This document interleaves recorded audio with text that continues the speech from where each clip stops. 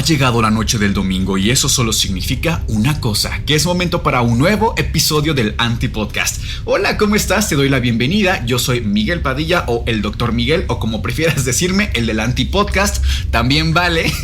Y este espacio lleno de ciencia, libros, magia e historias de terror al cual llamamos el Antipodcast está listo para abrir sus puertas una noche más. En esta ocasión nos vamos a sumergir en las profundidades del mar, porque vamos a explorar juntos Atlantis, la ciudad perdida. Y para eso me encuentro con mi mejor amigo y compañero de aventuras y periodista profesional y iba a decir amigo de todos los niños. Ay, amiguito.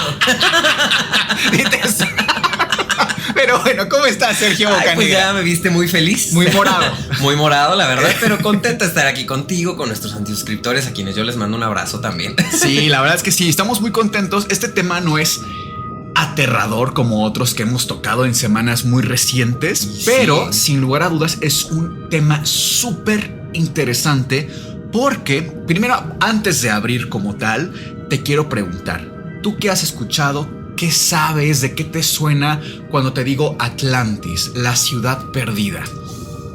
He escuchado que la Atlántida o Atlantis era una ciudad muy avanzada. O sea, era una ciudad que tenía incluso esta tecnología muy avanzada para su época. Incluso la asocio mucho con esta película de Disney donde sale tu gemelo. Tu gemelo, el Milo Pérez, ¿no? Milo Touch. Y digamos que mostraban como una parte muy real o lo más real posible a la Atlántida, donde veíamos esta ciudad conectada un poco con la naturaleza, etcétera. Eso es lo que he escuchado. Es que justo es eso.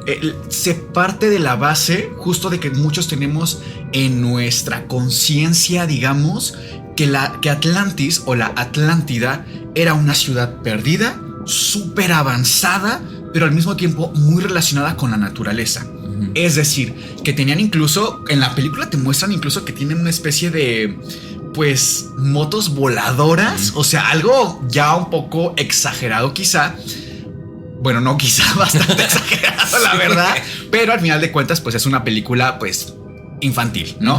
Muy bonita, a mí me encanta esa película, es de mis películas Disney favoritas, porque además creo que invita mucho a los pequeños a jugar con la imaginación y con teorías de arqueología, sí. Y es súper interesante, me encanta esta película. Y con algo real, un tema bastante real como es la Atlantis. Sí, exacto. Y pues bueno, para abrir como tal el programa, para quienes nunca han escuchado nada sobre Atlantis, porque habrá alguna persona, Atlantis se divide como en hay dos tipos de personas. Los que piensan que Atlantis o la Atlántida, porque es lo mismo, es una ciudad totalmente ficticia, es falso y es simplemente un texto que nadie sabe de dónde salió y que se inventó y que después agarró Disney para hacer esta película. Hay quienes aseguran que Atlantis sí es totalmente real y que además hay evidencias de eso. Hoy yo les vengo a platicar que no solamente Atlantis es real, sino que ya fue encontrada y que pueden ir a visitar Atlántida. Así como lo escuchan, yo tampoco lo podía creer, pero me metí a investigar muchísimo sobre esto y aunque quizás sea un episodio corto, bueno, eso decimos varias veces. Sí, termina bien.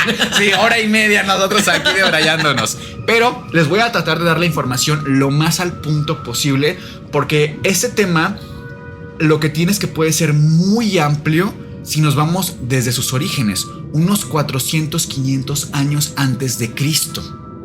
De ahí hubo muchísimos escritos, muchísima literatura, entre los 1300 a los 1400. En 1800 sale también un texto que se llama Atlántida, la ciudad perdida, por un escritor, Donnelly, su apellido era Donnelly, que explica qué es lo que pasó con esta ciudad y además muchos investigadores y arqueólogos han estado involucrados. Sin embargo, en 2015, una expedición comandada por un doctor en geología, que esto es muy importante para mí, doctor en geología, no es cualquier hijo de vecina, es un experto que además junta a un equipo de gente todavía mucho más capacitada que él y tecnología de punta. Y esta expedición fue financiada por una empresa muy importante que a todos les va a sonar, que es History Channel. Ay, ¿a poco? Así, entonces ellos financian toda esta investigación muy costosa, a decir verdad, y logran tener resultados muy interesantes que les voy a compartir en este episodio.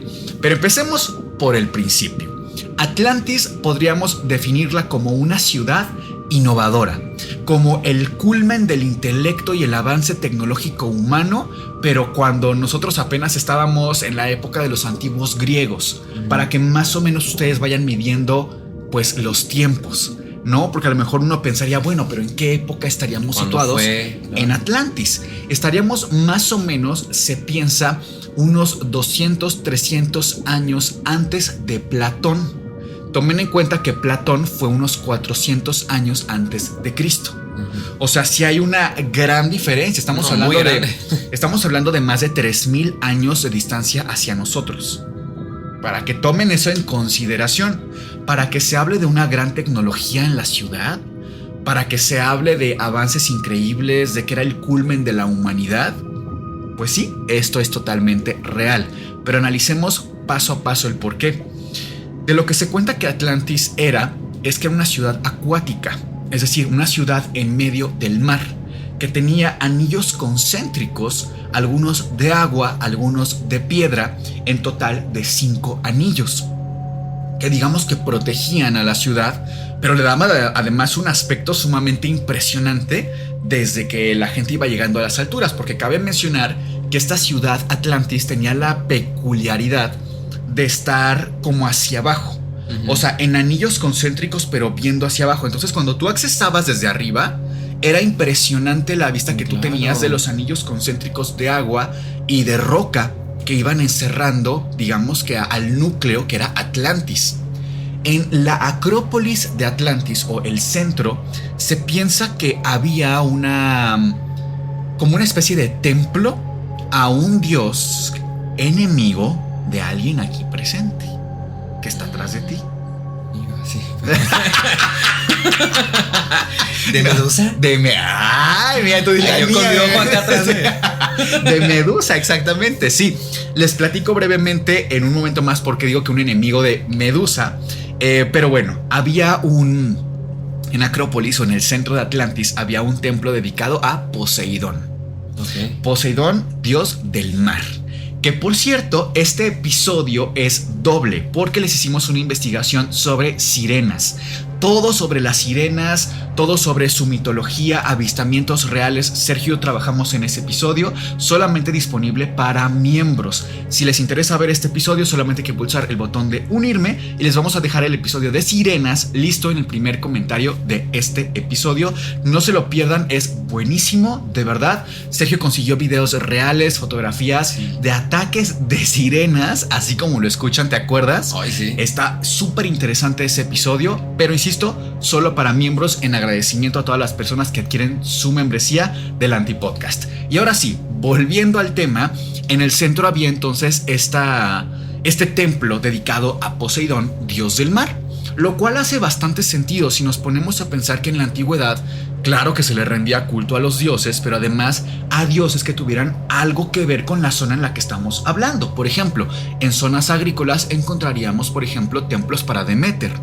En zonas como Atenas estaba el templo a Atenea, de ahí el nombre Atenas. O sea, hace siempre una correlación. Entonces, una ciudad situada en medio del agua, en medio del mar, por supuesto que hace sentido que Atlantis fuera, digamos que, protegida por Poseidón.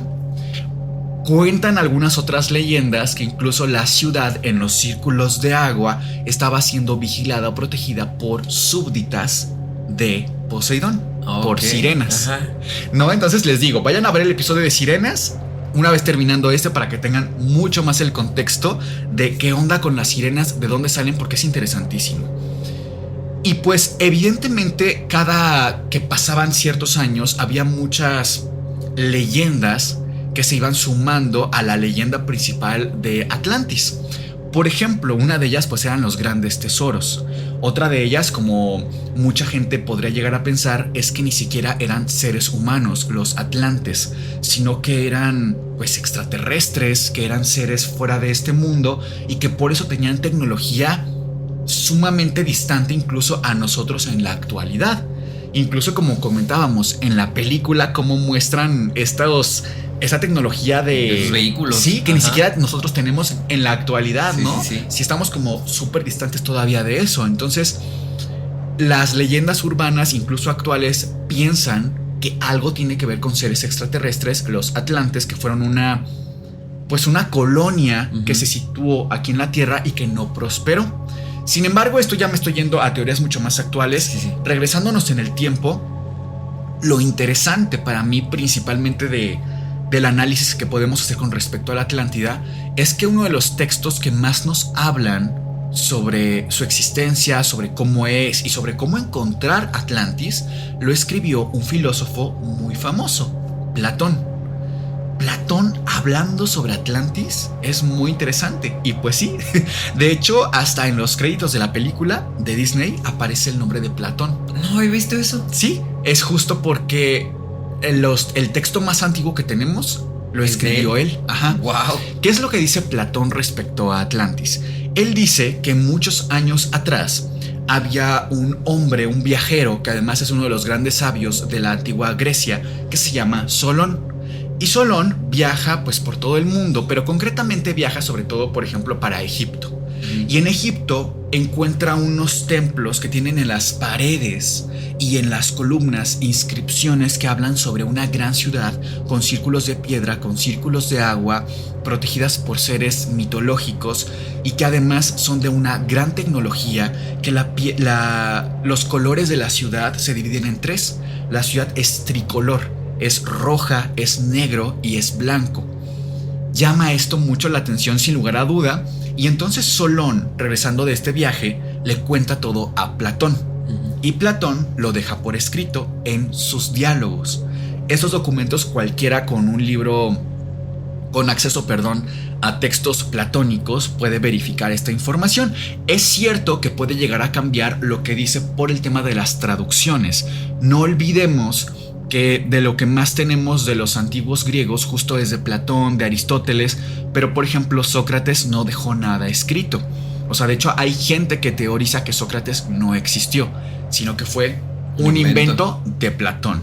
Hay quienes teorizan sobre esto, no hay evidencia suficiente para decir algo así, pero bueno, nunca falta, ¿no? Algo similar a lo que pasa con Pitágoras también, que se comenta que no es real, que fue un invento de su círculo pitagórico. Pero bueno, no nos salgamos del tema. El punto aquí es que años después, les estoy hablando ya de el 1200 a 1400 después de Cristo, empieza una búsqueda exhaustiva para encontrar Atlantis. ¿Por qué? Pues porque obviamente era una ciudad algo así como El Dorado, ¿no? Para nosotros es como, es que es muy inquietante saber qué estaba pasando. Además, tomen en consideración un pequeño detalle, que es que en estos años los europeos estaban buscando, pues, explorar el mundo. Incluso en 1492, pues, llega Cristóbal Colón, por ejemplo, a América. Ellos tienen esta visión de conquistadores, de ver el mundo, de explorar el mundo. Las coronas europeas mandaban exploradores con muchísimo presupuesto de la época, desde luego, para que vieran el mundo y para que trajeran y se adueñaran de las tierras que encontraran y fueran parte, como lo fue, digamos, México de España en su momento. Para que vayamos un poquito hilando. Y que también chequemos que Cristóbal Colón lo mencionamos en Sirenas, en el episodio. Sí, es cierto. Cristóbal Colón vio sirenas. Sí. Vayan a ver el episodio de que estamos hablando. Ahora, hay que tomar también en consideración que con esta mentalidad de vamos a explorar, vamos a encontrar ciudades, tierras para la corona, pues imagínense ustedes el poder encontrar Atlantis. Ya no era encontrar una tierra lejana con nativos extraños, con personas que no hablan tu idioma, sino una ciudad de grandes riquezas, de grandes avances, de gran tecnología. Obviamente querían encontrar eso. Por supuesto que sí. Hay un escritor muy conocido de apellido Anderson que escribe un libro que, si no me equivoco, se llama Weirding Archaeology.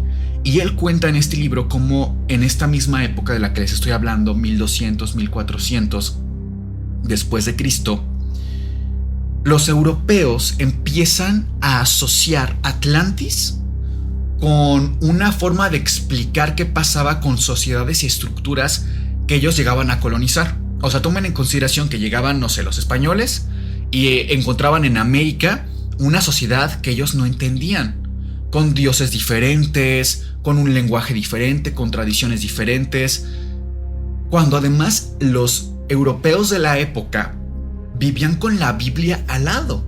Sí. O sea, ellos, su ciencia era la Biblia, su ciencia era Dios. Entonces, ellos llegaron a una tierra extraña con todas estas tradiciones diferentes, con dioses diferentes, imponentes, a lo mejor las pirámides, las tradiciones, los sacrificios, etc.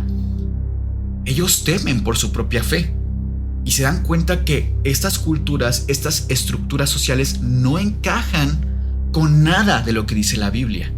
O sea, hay una contraposición ideológica muy fuerte para ellos. Entonces, Atlantis funciona como la explicación precisa para saber cómo operan estas sociedades. ¿Por qué? Porque algo súper famoso de Atlantis no solamente fueron sus grandes avances o tecnologías, sino que en cuestión de 24 horas, de un día para otro, Atlantis se evapora, desaparece por completo. En este mismo libro que les comento de Anderson, nos cuenta también que hay un sacerdote de apellido Bourbeau que se encarga de reunir textos mesoamericanos con evidencias de Atlantis, asociando, insisto, lo que pasa en Mesoamérica con Atlantis. Años más tarde, les estoy hablando de que un hombre de ascendencia francesa, Le Plongeon, buscó Atlantis en Yucatán. Esto en el siglo XIX. O sea, en Yucatán se pensaba que estaba Atlantis. Les digo, ellos estaban buscando por todos lados dónde estaba esta ciudad perdida con grandes tecnologías, y además era muy difícil porque otra de las grandes teorías es que Atlantis se hundió debajo del mar. Como les digo, era una ciudad en medio del agua. Algo pasó que se hundió. La leyenda original cuenta que, en efecto, como eran tan avanzados, pecaron de un pecado, vamos a llamarle, del cual reciben un castigo que se llama ibris. El ibris en la antigua Grecia era uno de los peores castigos que los dioses podían ejercer contra ti. ¿Por qué? Los dioses, cuando querían destruirte, te volvían loco. Por ejemplo, recordemos lo que nos contaba Fer en el episodio de Hadas. Ella nos hablaba sobre que Prometeo se robó el fuego de los dioses. Este acto hizo que los dioses se cabrearan demasiado con Prometeo y el castigo fue ibris. ¿Qué es esto? Bueno, su castigo en este caso para Prometeo fue amarrarlo de por vida y darle el don de que su hígado no dejara de reproducirse. Pero al mismo tiempo se le abriría el abdomen para que un águila no dejara de devorarse y destruir el hígado. O sea, este castigo tan fuerte, tan sanguinario, era una forma de atacar también psicológicamente a Prometeo.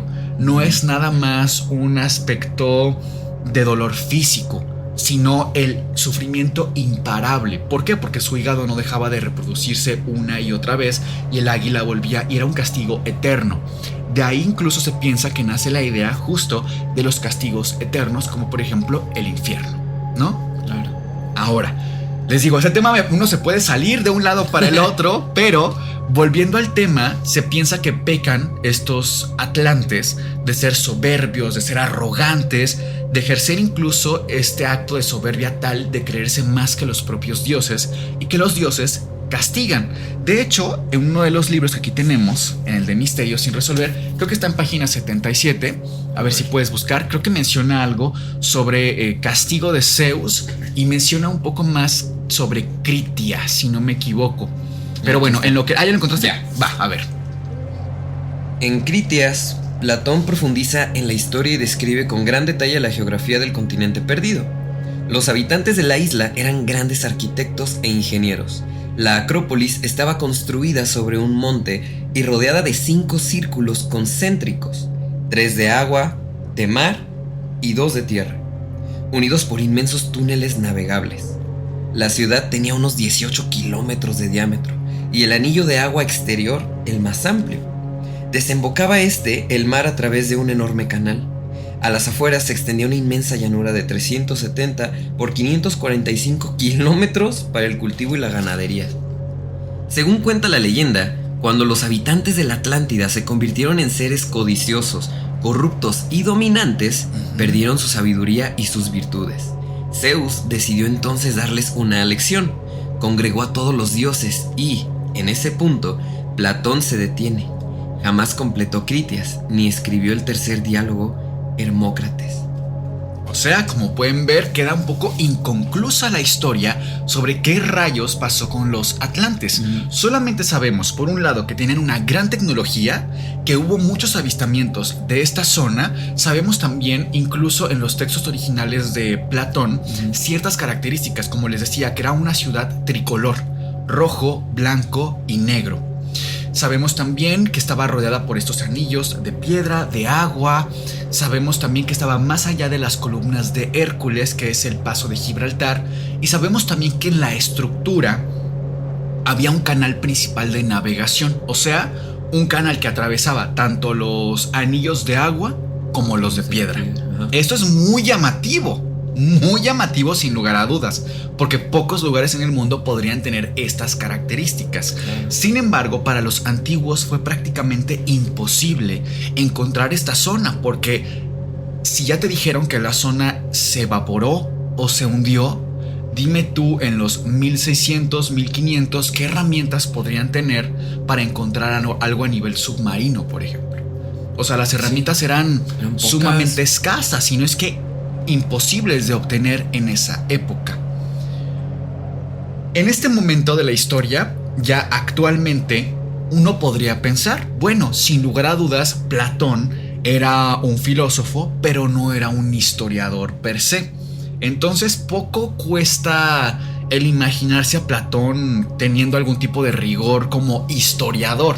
Sin embargo, hay que también tomar en cuenta no ser un poco hipócritas, en el sentido de que todo lo que nosotros tenemos con mayor validez de la existencia de Sócrates, o sea, nuestra base fundamental para pensar que Sócrates es real, es lo que escribe Platón sobre Sócrates, ¿no? Otros filósofos también, pero principalmente Platón. Entonces, ¿tomamos a Platón en serio o no lo tomamos en serio? Platón tenía ideas muy interesantes sobre filosofía. Al final quizá del episodio les podamos contar un poquito más sobre qué pensaba Platón para tenerlo como en consideración, pero con respecto a Atlantis específicamente se queda hasta ahí. No nos da mayores detalles. Si acaso el único detalle que se llega a encontrar más es que Atlantis estaba en una zona geográfica sumamente conectada con el mundo. ¿Por qué? Porque era un centro también económico. Claro. Era el centro de intercambio y por esto es que tenían tanta tecnología por las riquezas que tenían. Ahora, ya tenemos esto como contexto, digamos, previo. Pero me voy a ir hasta 2015. Porque en 2015, un grupo, como les decía, de investigadores comandado por el Dr. Pepper, que es un doctor real en geología, yo me puse a investigarlo. De hecho, actualmente está trabajando en la Universidad de Arizona y es un geólogo experto en su área. Él está seguro que Atlantis existe y además, como les decía al inicio del episodio, reúne un equipo de gente experta también en geología y en otras áreas científicas y obtiene este financiamiento por parte de History Channel para que les pague toda la investigación, porque era un viaje carísimo, equipo como sonares específicos. El plan que ellos tenían era encontrar una zona geográfica que coincidiera con las características que aparecían en los textos antiguos que hablaban sobre Atlantis, y de esta forma después con los sonares dobles hacer un barrido, digamos, del lecho marino para cartografiar la zona y reconstruir lo que años atrás habría existido en forma computarizada y tridimensional. Claro, ya con la nueva tecnología. Exacto, de esta forma, aunque Atlantis estuviera hundida o evaporada, habría dejado algún rastro posible de no solo de encontrar, sino de recrear digitalmente. Y dan con una isla llamada Thera. Thera, al paso de los años, los italianos le dan otro nombre que es Santa Irene. Santa Irene por una santa, ¿no? Y de Santa Irene pasa a Santorini. ¿Le suena Santorini? Pues bueno, ¿por qué se pensó al inicio que Santorini era muy buen candidato para ser Atlantis o estar cerca de Atlantis? Bueno, porque Santorini, para quienes no lo sepan, en realidad no es una isla y ya. Santorini son un archipiélago volcánico. ¿Qué quiere decir esto? Que es un gigantesco volcán. Eso es Santorini.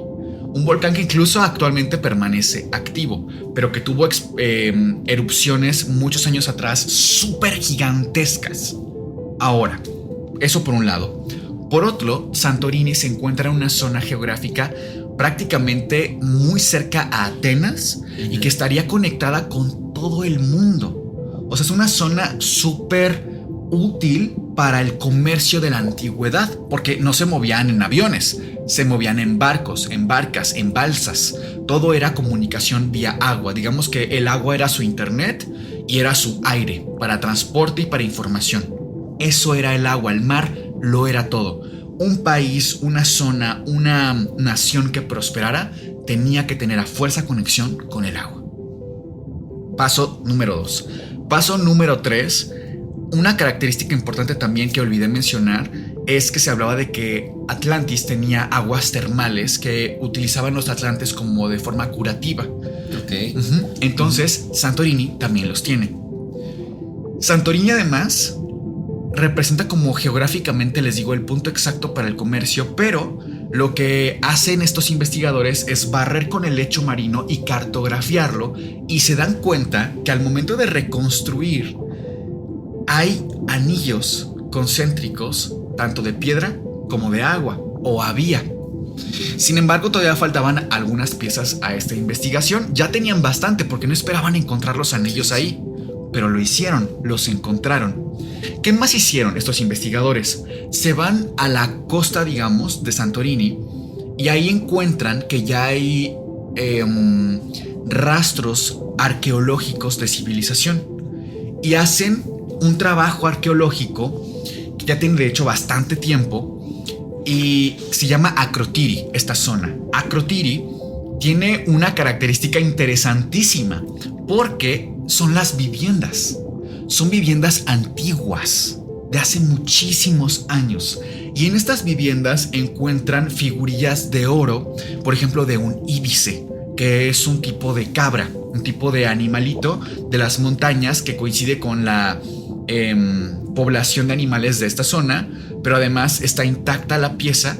Y algo muy interesante es que en las casas que encuentran en Akrotiri, las ventanas son gigantescas, y los investigadores tanto de historia como de arqueología determinan que estas ventanas son tan grandes para que la gente que pasara por afuera en la época cuando existía pudieran ver las riquezas que había por dentro. Piezas de oro, de cerámica, de arte. O sea, eran muy presumidos en este sentido, porque hacían las ventanas para que la gente viera desde afuera hacia adentro, como esta expresión de riqueza, de opulencia de los habitantes de Akrotiri. Presunción. En presunción, exacto. Y una característica también importantísima es que se dan cuenta que entre las calles había agua. Algo similar a lo que ocurriría con Venecia, o algo incluso mucho más impresionante como Tenochtitlán. Ahora, algo también vital en esta investigación de Akrotiri es que se dan cuenta que los baños tenían excusados. Imagínate, excusados en esta época, y además estaban conectados con tubería en ángulo específico para que los olores, para que los desechos no regresaran. Y esto era un avance que ustedes no miden lo importante que fue, porque en aquellos días el tener contacto con los desechos enfermaba a la gente, claro, hacía que tuvieran muchísimas enfermedades, pandemias, los índices de mortalidad se ponían hasta el cielo. Aparte, bueno, digo, ya entrando un poquito como más en la parte de historia, yo tenía entendido mucho que en Europa creían que, por ejemplo, la peste tenía que ver con ello, con la parte de las heces. Entonces, más que con las heces, que sí, con los desechos en general, con unos gases que les llamaban miasmas, que principalmente venían de los pantanos. Pero justo lo que dices, tiene una relación, porque los pantanos, en esta relación de suciedad, de, pues sí, tú ves un pantano y se asocia definitivamente a desechos como las heces, por ejemplo. Entonces sí hay una conexión ahí muy interesante y al final de cuentas es cierto. Incluso hoy en medicina, en un hospital Te lo piden, ¿no? común, cualquiera, ajá, te lo piden. Oye, ¿cuántos baños tiene tu casa? Oye, ¿tienes acceso a drenaje? ¿Cada cuándo pasa la basura? O sea, son datos que epidemiológicamente, claro que son relevantes. Pero si además valoramos que esto tiene 3000 años de antigüedad, les estoy hablando de que tener un baño con tubería, con drenaje, era algo casi extraterrestre. Así se los digo. O sea, entendamos que el primer drenaje como tal fue en Hamburgo, esto en Alemania en los 1840, más o menos. Entonces, si nos vamos tan atrás, de verdad era algo que faltaban miles de años para que se diera, para que sucediera, y ellos ya lo tenían. Quizá no tan avanzado como los que tenemos hoy, y muy entre comillas, porque lo cierto es que esto es un problema, ¿no?, que tenemos en la actualidad, el reusar el agua que desechamos tan fácilmente en las casas. Entonces es bastante llamativo este acto de higiene y de ingeniería, de arquitectura antigua. Claro que hay muchas teorías al respecto, pero antes de pasar a eso me gustaría hablar de qué les pasó a los atlantes, porque algo que sin lugar a duda también es muy curioso y peculiar es que no se encontraron restos de personas ni en Akrotiri, ni en la zona, ni nada. ¿Desaparecieron o qué? Es lo que se presume, que desaparecieron o que se evaporaron o que hubo una intervención de alguien más. Pero este mismo investigador, el Dr. Pepper, el que les digo, el doctor en geología de la Universidad de Arizona, siendo un experto en geología, se da cuenta que en Santorini el suelo tiene ciertas características bien interesantes, que son como que unas capas, que primero es una capa muy delgada que dataría de la época más o menos en la cual existiría Atlantis. Una capa muy delgada de materia volcánica. Y luego una capa gigantesca, digamos que hablaba esto de meses de actividad volcánica. O sea, era así, y sí se ve, él lo muestra cómo se ve el suelo, la diferencia, y es clarísimo. Incluso sin ser un experto te das cuenta de estos niveles tan claros que hay del suelo. La explicación que le da a esto es que la primera capa fue formada aproximadamente en 24 horas. Aún así la cantidad es muchísima. Pero se piensa que Santorini o Thera o Atlantis en su época, como era, les digo, un volcán. O sea, la teoría es esta. Está el volcán de Santorini o de Thera y en medio del volcán está Atlantis. O sea, imagínense la posición tan compleja que esto tenía. Hubo una actividad volcánica, una erupción menor, que hizo que en 24 horas el cielo se pusiera negro sobre Atlantis y que además la gente pudiera escapar. Les dieron, digamos que un día completo para salir de la ciudad. Y además estaban súper bien conectados, como les decía, vía marítima, con muchísimos barcos, muchísimas balsas que usaron para irse, para escapar. Hubo quienes regresaron porque se dieron cuenta que pasaron, digamos, varias horas y pues sí, el cielo estaba negro, un escenario sumamente apocalíptico, pero al final del día pues no pasó a mayores. Sin embargo, pasando ese día, meses más tarde, resulta que hubo una segunda erupción, pero esta erupción se calcula que fue incluso que un desastre nuclear actual. O sea, nuestras peores armas actuales no llegarían a provocar un desastre del tamaño que tuvo la erupción de Santorini. Estuvo muy fuerte. Sí, no entonces literalmente, y se ha calculado el daño en kilometraje, más de 80 kilómetros a la redonda, reventó. Todo así explotó, se evaporó 80 kilómetros a la redonda. ¿Pueden ustedes calcular eso? Evidentemente la zona central se evaporó. Claro. O sea, se deshizo de una forma instantánea. ¿Sí me explico? ¿Qué rastro tenemos de esto? Número 1, el suelo, como les decía, los sedimentos, la primera capa, digamos que fue de la primera erupción, y la segunda capa duró meses de cenizas que iban cayendo del suelo día tras día tras día acumulándose en el suelo y dejando este rastro que los geólogos hoy pueden estudiar. Sin embargo, otro dato interesante es que en la reconstrucción con los sonares, que se cartografió toda la zona de Santorini o Thera o Atlantis en su momento, salen justamente cómo eran los anillos concéntricos, sale el canal de navegación central, que les comentaba que esto era importantísimo, e incluso sale cómo es que se hizo este canal central de navegación. Se hizo con una erupción mucho anterior y muy pequeñita que hubo incluso presuntamente antes que incluso los atlantes llegaran a vivir ahí. Entonces digamos que el propio volcán había autohecho la ciudad de Atlantis. Ellos prácticamente llegaron a habitarla y a darle como un poquito más de forma, pero ya existía. Ahora, nada más como para concluir un poquito aquí la idea, porque quizá hay algunas dudas flotando, son qué tecnología había, porque claro que dista mucho, insisto y subrayo, que la tecnología que ellos tenían era la ingeniería que había en drenaje, por ejemplo, pero además en que ellos tenían la palabra escrita. ¿Por qué esto es tan importante? Tomen en cuenta, insisto, la época en la que estamos hablando. Ellos tenían barcos, tenían el internet de la época, el mar, tenían drenaje, su población estaba súper bien protegida sanitariamente, económicamente eran el centro del mundo, y número 4, había una protección, digamos, por ataques de otras personas o de otras naciones, otras áreas geográficas, justo por cómo estaba construida la propia Atlantis. Y por último, pero no menos importante, tenían la facilidad de comunicarse de forma escrita. Es decir, el conocimiento que tenía un atlante lo podía transmitir generación tras generación y enriquecerse muchísimo en, por ejemplo, cómo cultivar cierto tipo de fruta, cierto tipo de vegetal, y entonces cada vez iban prosperando y mejorando muchísimo. Entonces eran muy inteligentes. Eran brillantes, eran genios, eran sabios. De hecho, se piensa que si no fuera por la erupción, el mundo antiguo sería totalmente diferente a lo que conocemos actualmente y por lo tanto también nosotros. ¿Por qué?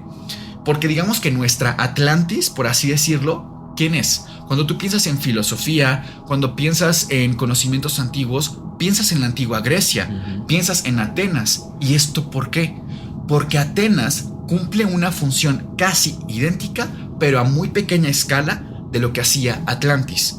Estaba bien conectada, tenía la palabra escrita, tenía a lo mejor no tanto oro, pero tenían hierro. ¿Propiedad de quién o atribución de quién? De los fenicios. Los fenicios eran otro grupo, que eran los cananeos, por ejemplo, de la zona de Israel, me estoy refiriendo, que conectan con Atenas y les dan las herramientas para que prosperen. Les dan un lenguaje escrito que se conoce como lineal B.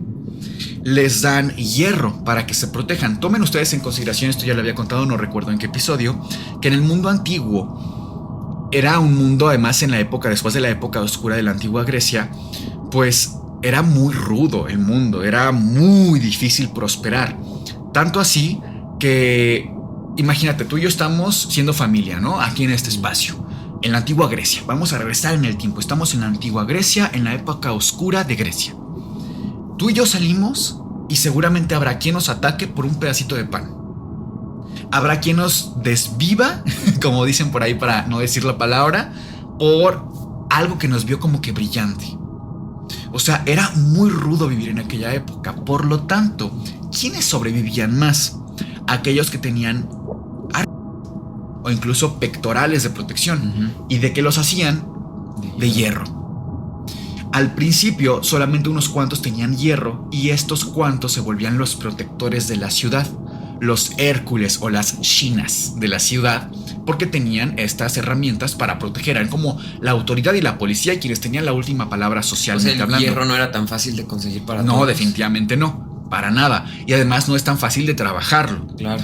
Por ejemplo, alguien que lo tuvo mucho más fácil, lo platicábamos también en el episodio de Hadas, fueron los celtas. Ellos sí trabajaban súper bien el metal y tenían acceso a mucho metal. Por eso prosperaron tanto, justamente. Entre que eran grandes jinetes y que tenían una sociedad muy avanzada ideológicamente para su época.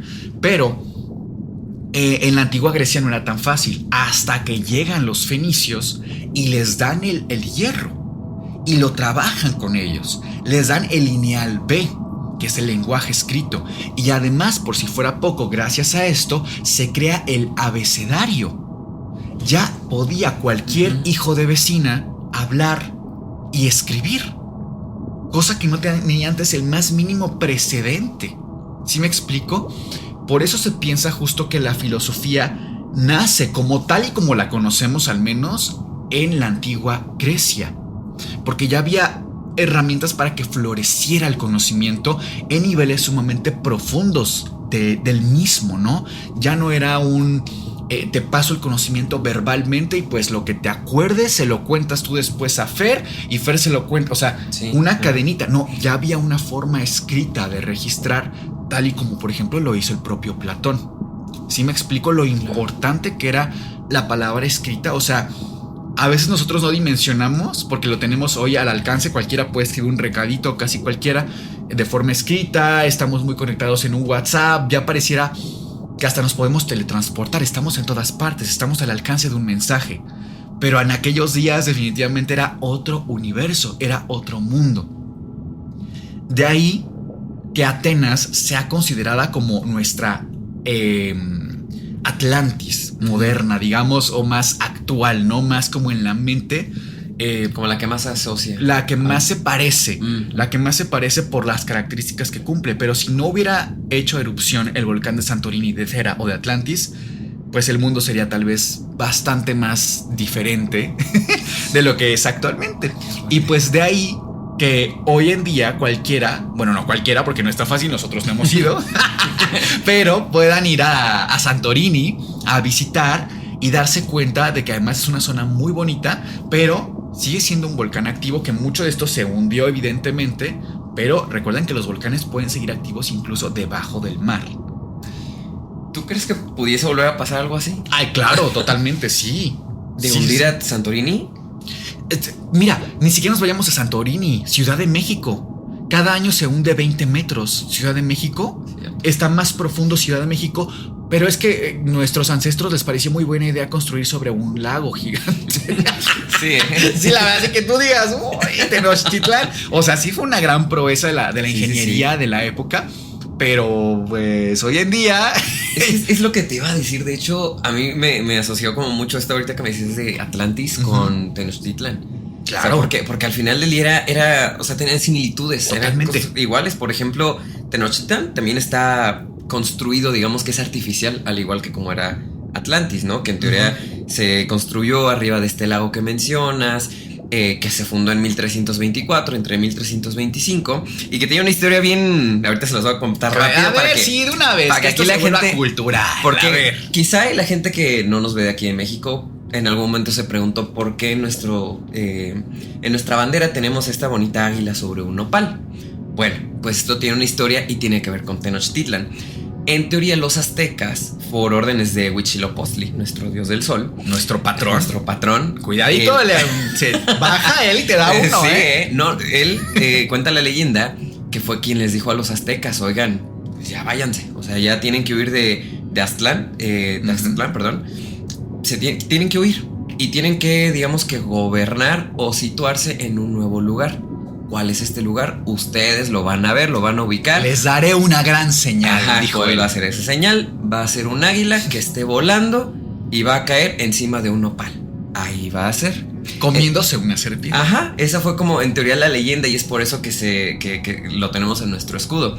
Sin embargo, también hay un arqueólogo aquí en México que se llama Eduardo Matos Moctezuma, quien por mucho tiempo también estuvo investigando sobre Tenochtitlan y encontró que todo esto era totalmente falso. Incluso lo dejé en un libro, no recuerdo ahorita bien el nombre. Ay, bueno, pero ¿qué parte es falsa?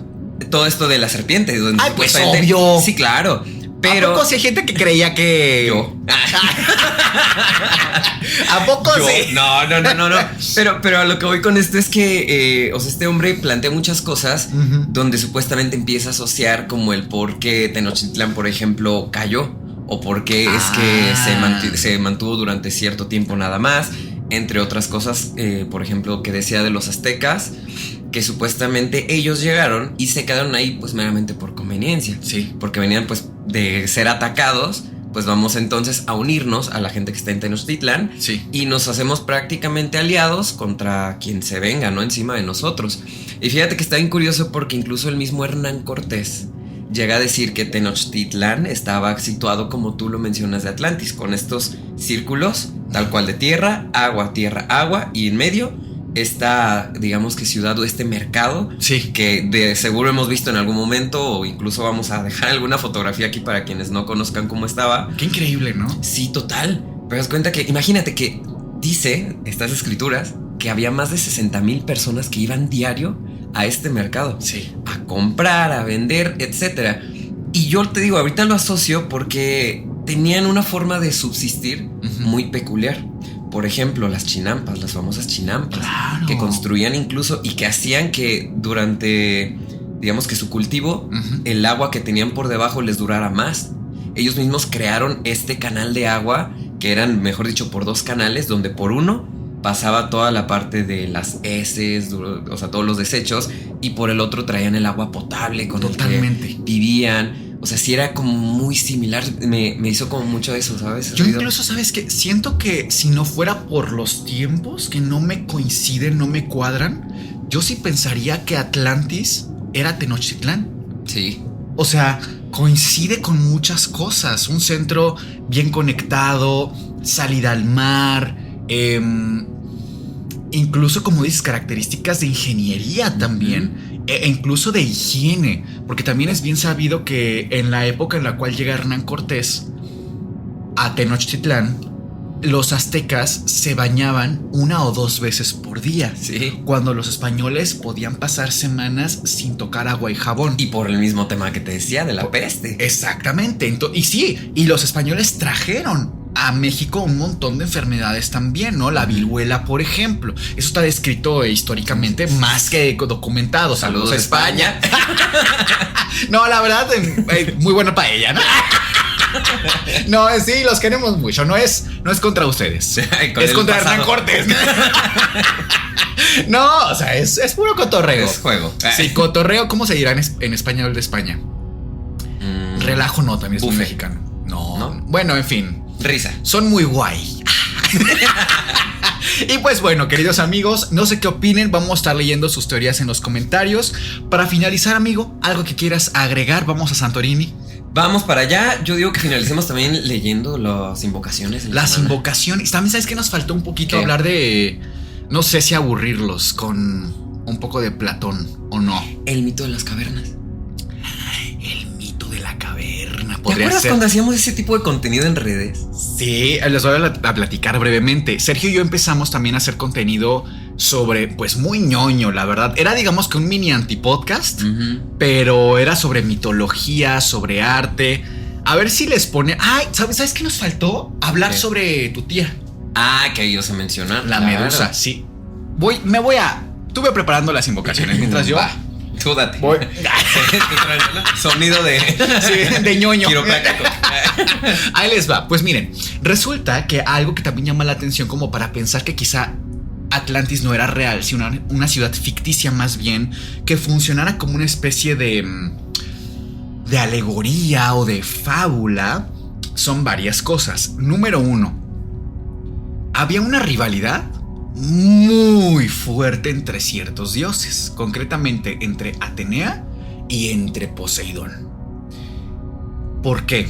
Porque incluso se sabe que hubo guerras y por ejemplo, Atenas, antes de llamarse Atenas, buscaban quién iba a ser como su patrón, ¿no? Su jefe, su líder, su protector y guardián. Y entonces hay una batalla entre Atenea y Poseidón y gana Atenea. Y por eso Atenas se llama Atenas, por Atenea. Diosa de la guerra, de la sabiduría, de la estrategia. Poseidón siendo además, pues, dios del mar. Tienen ellos un antecedente también muy interesante. Ojalá que le pudiéramos recuperar ese material porque creo que estaba muy interesante. Porque además cuando Sergio y yo contábamos estas historias lo hacíamos con una voz de locutor de... Y entonces Atenea le dijo, ¿sabes? Como Sí, me encantaba. Pero si no mal recuerdo, aquí como el resumen, para no aburrirlos demasiado, es que había una chica muy bella, de cabellos rojos, que era protectora y guardiana del templo de Atenea. Ella iba todos los días a cuidar el templo, a poner flores, a limpiar y a atender el templo de la diosa Atenea, diosa de la sabiduría y de la justicia. Fíjense además qué interesante, de la justicia. Y resulta que un día Poseidón ve a esta chica desde el mar y la desea y le dice que se acerque a él, que la quiere poseer. Pero ella le dice que de ninguna manera, y aunque sea un dios, ella le está sirviendo a Atenea. Pero él no aceptaría un no por respuesta y sale del agua y toma a esta chica dentro del templo de Atenea. Y pues hace y deshace con ella, contra la voluntad de esta chica. Justo en medio de toda esta situación, llega la diosa Atenea a su propio templo y al ver esta escena, la versión original, muy entre comillas, nos cuenta que se cabrea con esta servidora suya por profanar su templo y entonces la hace tan horrenda que nadie más nunca pueda verla a los ojos, y al que se atreva a hacerlo se transformaría en piedra. Y así nace Medusa. Yo creo que esta versión es falsa, mal contada. Mi teoría, más bien, es que Atenea, siendo diosa de la sabiduría, además Atenea era, insisto, diosa de la sabiduría justicia. Y de la justicia. Palabra clave, justicia. Para mí, más bien, es que, y además tomen en cuenta que ya traía pique con Poseidón. Ya hubo golpes ahí antes, ¿no? Entonces, al ver esta escena, le dijo: a ver, papacito, tú te me sales de mi casa a este ritmo, mira, pero así no te vuelvo pescado frito, Traigo ¿no? la mano caliente. Traigo la mano caliente, papacito, ¿no? Entonces, pues el Poseidón, ni tardo ni perezoso, salió huyendo porque ya le habían partido sus naranjas en una batalla anterior. Y entonces, yo creo, esto es creencia mía. Ustedes compren la versión que a ustedes les guste. Pero yo pienso que ahí Medusa le dijo: hazme fuerte, hazme valiente, hazme poderosa para defenderme de rufianes como este. Porque además en la época seguramente hubo más de uno que también se propasó con la señorita, ¿no?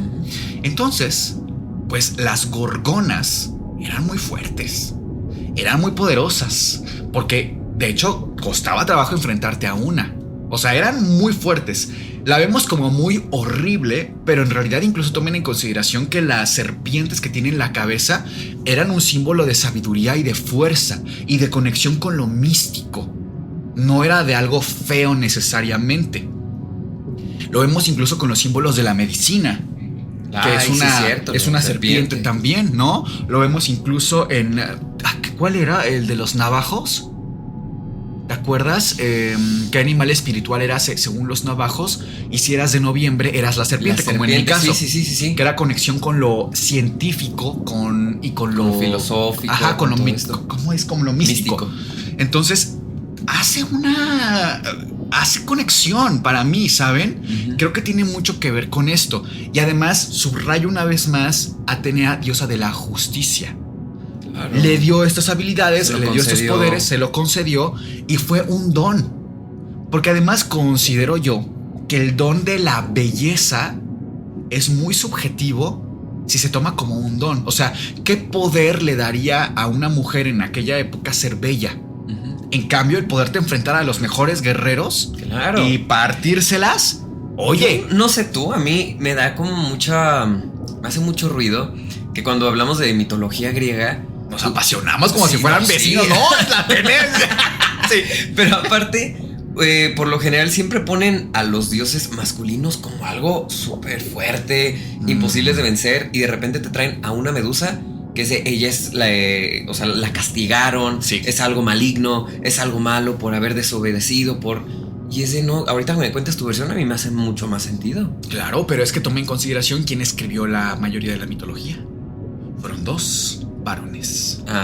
Sí, ahí dicen que el male gaze, le llaman, la visión de varón, ahí afecta las cosas. Y por eso también mucha gente como que asociaba la leyenda de Atlantis, que recuerden que su patrón o su protector era Poseidón. Entonces, al pecar de soberbia, fue hundida por diosa de la justicia, Atenea. Esa fue otra versión, pero mucho más mitológica. Claro. Que aquí no se las conté como tan a detalle porque no tenía como mucha conexión, digamos, con la realidad o con los hallazgos arqueológicos, ¿no? Sí. Ya para terminar, amigo, antes de pasar a las invocaciones, nada más recordar que este episodio es doble, que tienen el episodio de Sirenas, que les recordamos que es buenísimo ese episodio, vayan a verlo, es solamente para miembros. Ya sabemos que a mucha gente no le gusta que subamos contenido para miembros, pero tomen en consideración que gracias a los miembros, pues seguimos comemos, aquí, ¿no? Pagamos la luz, ¿no? Y pues es en agradecimiento a ellos que les damos también material especial. No solamente este episodio, también tienen el episodio secreto del Apocalipsis. Las antilecturas. Las antilecturas de demonología, del hombre en búsqueda de sentido. Tenemos Pachita, tenemos mucho material solo para miembros. Y de hecho, también vamos a estarles haciendo contenido chiquito solo para miembros. Por ejemplo, leyéndoles los libros que tenemos de magia, que están padrísimos. Si vieran los libros, qué bonitos están. Yo cada vez que viene alguien aquí le muestro, mira, vamos a ver esto. Está padrísimo todo lo que tenemos aquí. Y se los vamos a estar mostrando en este material solo para miembros. Recuerden que para hacerse miembros solamente hay que pulsar el botón de unirme que aparece debajo de nosotros en este momento y comprarla por solo $2.50. Además, se llevarán una invocación en el siguiente episodio, como las que va a hacer Sergio en este momento. Ay, mira, me leíste la mente, ¿eh?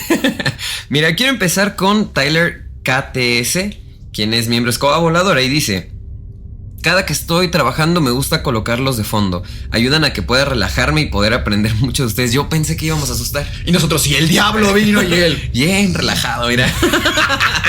Son geniales. Gracias por este episodio. No me arrepiento de haberme vuelto miembro. También tengo a Nando Neg 17, quien es miembro fantasma, y dice: cada día estuvo excelente ser miembro. Cada día estuvo. Él lo sintió. Él lo sintió. Sintió muy bien ser miembro. Pues. Muchas gracias. Te queremos mucho, Nando. Sí, te queremos. Y también tengo a... Perdón que te interrumpa, querido amigo mío. Dime. Nando nos está comentando justo en un material de la antibiblioteca. Pues con fíjate nada más. Ahí para que vean que tenemos bastante material para ustedes si son miembros. Y sí. También tengo a Jorge Alberto Falcón Hernández 4220, quien es miembro Caldero Mágico, y dice: muy interesante, no sabía que Stonehenge era un monumento funerario. Me da que pensar que aún teniendo un altar jamás pensemos que se sacrificaba gente. Si Stonehenge estuviera en América Latina, se diría directamente que era un lugar de culto y sacrificios. Oye, qué fuerte, ¿eh? Me dolió. Jorge Alberto Falcón Hernández 4220. Tienes pensamientos claros y decisivos. No, pero tienes mucha razón. Sí. No lo había considerado. Pero ¿será que por el eurocentrismo justificamos más Stonehenge? No sé, es que Stonehenge no era tanto de sacrificio, sino principalmente un cementerio. Era un cementerio principalmente. Lo que sí era como más tipo de sacrificar era para los animales, para los grandes festivales. Ahí sí, en la zona muy cercana a Stonehenge, pero porque se los comían, ¿no? Claro. O sea, era como un poquito otro contexto. Entiendo el punto, pero no sé si estaría tan de acuerdo. Pero bueno, muchas gracias por el comentario, la verdad, se agradece mucho. Que la gente opine también. Que la gente opine, que nos hagas pensar. Muchas gracias, querido Jorge Alberto. Yo quisiera invocar a Citlali Llanes Barran 786, quien es miembro fantasma, y dice: yo quiero mi invocación, querido Miguel, te abrazo a la distancia. Muchas gracias, querida Citlali. Ahí te va tu invocación. También invoco a Juliana. Uy, ese nombre siento que... Cuidado, ¿eh? ¿Por qué? Witch Dark. Cuidado, ¿te lanza? Sí, ella, aparte, sí me gusta su foto de perfil, como que nos da bruja. Nos da bruja, nos da poder, hechicería. Protégenos, tú cuídanos, por favor. Préndenos una veladorcita ahí. Dice: Gambito de Dama es la mejor serie que he visto después de los Peaky Blinders o Sabrina Spellman. Te dije que era medio bruja. Sí. Yo sabía, te conozco, Juliana. Pero bueno, ella nos comenta en el episodio de Pacto con el Diablo. Claro que comenta. Sí. Yo quiero comentar. Con el Pacto del Diablo de Paganini. Qué buen episodio ese, amigo. Claro. De mis episodios sí. Y de los que menos vistas tienen. Se los vamos a poner por aquí para que le vayan a dar amor, porque sí, no sean malitos. Chulada de episodio, la verdad. Chulada. En fin, también invoco por último a Mary Jane Espinosa Velázquez. Ay. 6937, quien es miembro Calabaza. Y dice: perdón, yo traigo la garganta más. Ya bien sé que bien irritada, ¿no? Pues bien guanga, de veras. Dice: ya había escuchado de este caso, pero me gustó la manera en que lo abordaron ustedes. Gracias por su buena investigación. Saludos desde Nicaragua. Ay, del de Fritzl. Yo tengo ahí mis comentarios. Yo les quiero. ¿Tú quieres decir algo? Yo no, nada. Que muchas gracias por apoyar. Ya vengo a convivir. Pues yo sí les vengo a contar que esos episodios yo las paso muy mal. Por ahí yo vi en los comentarios que se desactivaron porque mucha gente estaba haciendo historias muy locas en su cabeza. ¿Qué decían? Que decían que yo estaba muy mal. Ay, no me acuerdo qué decían. Pero el punto muy loquito del muy loquito del cerebro. Como que estaba yo muy molesto. Te acaban de sacar el cerezo, amigo. Pero no, pero ¿saben qué? Es que a mí me afectan mucho esos temas. A mí me gusta contarles que si las hadas, que si Atlantis, que si Merlín. Yo disfruto de este tipo de Stonehenge, ¿no? Pero a mí que si fulanito se echó a 14 personas, a mí me estresa mucho, la verdad. Pero bueno, trabajo es trabajo y también esos temas de todo podemos aprender un poquito. Sí, claro. Aparte, haya sido como haya sido. Los miembros son quienes eligen estos temas. Así siendo bien honestos, ¿no? No, porque al final del día también, pues, en agradecimiento a ellos es como que hacemos todo este tipo de contenido que a veces es un poquito delicado, a veces ni siquiera quisiéramos tocarlos porque sí son muy fuertes, incluso para el mismo YouTube que nos ha dado de baja algunos que otros videos. Varios videos, entonces sí les agradecemos mucho, por eso es que también dentro de esta cuestión de solo para miembros es que ponemos todos estos episodios. Porque así ya no tienen como este riesgo de que nos lo bajen. Ajá, de que lo bajen. Ya por lo menos lo pueden ver ustedes. Sí. Con mucho gusto lo hacemos para ustedes. Un beso. Y pues bueno, nosotros somos Sergio, Fer y Miguel. Y esto fue el Antipodcast. Les deseamos dulces pesadillas.